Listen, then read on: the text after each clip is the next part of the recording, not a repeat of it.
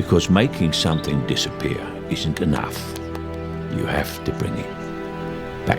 A movie about what goes on behind the scenes of a magic show doesn't sound really entertaining, especially if it's set in the late 19th century at the time of the greatest magician of all time, Harry Houdini. And the movie doesn't really involve him. But it is a movie involving both Nolan brothers, Wolverine, Alfred, Batman, and Black Widow. Surely can be entertaining. But is it any good? Let's find out. I'm Mephisto. Like, share, and subscribe because this is my review of the movie, The Prestige. I'll send word for you in a few days, Mr. Angier. Magic. Real magic.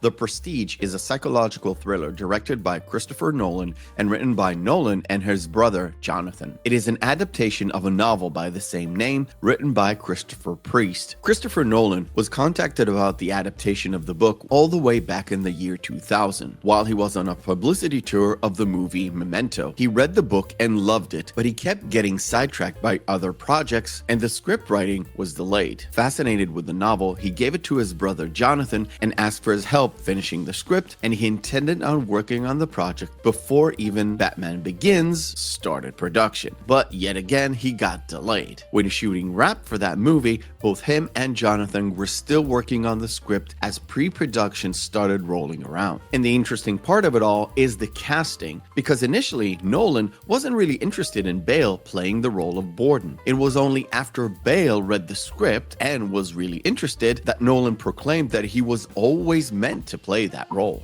Ready. Go. Oh, that's bloody marvelous, Cutter. The Prestige follows the rivalry of two upstarting magicians, Angiers and Borden. The friendly rivalry becomes bitter the night that Angier's wife and assistant gets trapped in a water tank and dies, which Angiers blames Borden. Which not to do, Ty. I'll keep asking myself that. And?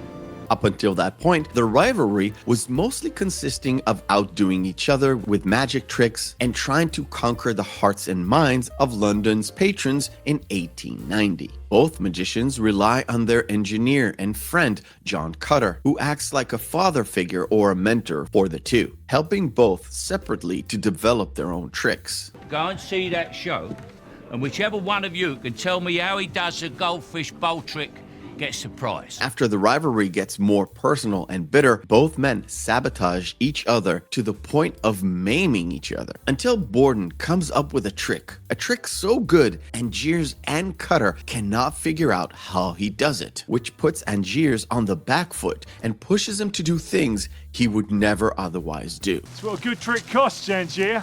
Risk, sacrifice. Sacrifice, I'm afraid, is all going to be yours. The main driving force of this movie is obviously that rivalry between Borden and Angiers, and both men's obsession to not only outdo each other, but to be the #1 magician of London. Both pursue a trick that is so good, it turns the performer into a legend. And because we're dealing with magicians who misdirect, divert, and have quick fingers, we are entering the worlds of lies and deceit, all with sole purpose of being the one to outdo the other. And in this story, there's always that background. Borden with his wife and child and the complications that entail, and Angiers with his new assistant, one that uses her charm to spy on Borden. But there's also another element. The movie taps into the late 19th century, a time where electricity is still in the realm of magic. It comes into play later on in the movie and serves to be a focal point to demonstrate the sheer power and challenges both men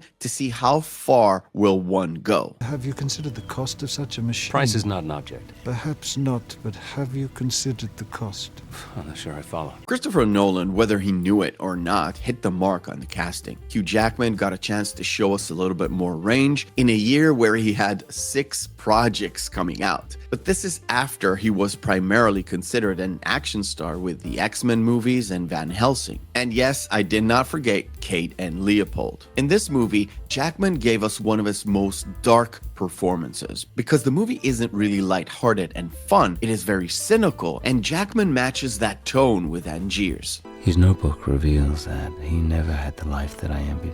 The family life, that he craves one minute he rails against the next. On the other side of the aisle, it's Christian Bale, who is used to playing these dark characters. He matches Jackman's intensity and gives us a great performance, one that you really appreciate when the movie actually concludes and the prestige is revealed. Look at the man.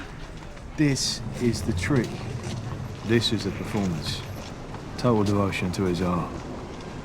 Utter self-sacrifice. Woven between these men is Scarlett Johansson, who leans on the non-assuming femme fatale who is sent to spy but ends up having mixed feelings. Whether or not she was pretending to win hearts and minds, we'll never know. However, she does manage to play coy all the time, which leaves you wondering, and that means she did a great job. I am here because he sent me here. He wants me to come and work for you and steal your secret. What wasn't he my secret for? Michael Caine is the last pillar holding everything together. He is a narrator, father figure, and mentor, and he helps us understand the obsession and why these two men do what they do. But he also explains that misdirection and the meaning behind it, and with that, he gives us yet another great acting performance. Men who live by dressing up plain and sometimes brutal truths.